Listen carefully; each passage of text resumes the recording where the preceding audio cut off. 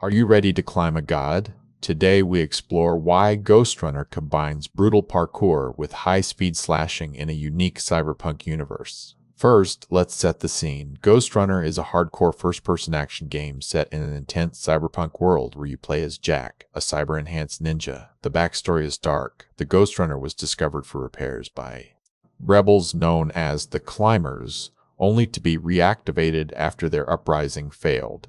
At its core, this is a linear yet intuitive platformer where you must swiftly navigate hordes of enemies while avoiding bottomless pits that threaten your life.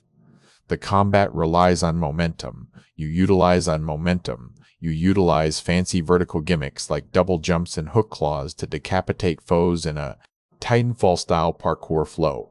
The narrative stakes are high as the architect drives you into the cyber void to absorb your growing independence and prevent you from becoming sentient.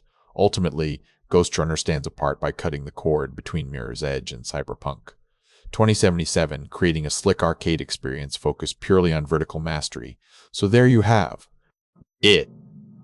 Ghostrunner defines the cyberpunk parkour genre through its specific vertical mechanics and deep lore. What is your favorite platformer? Let me know in the comments.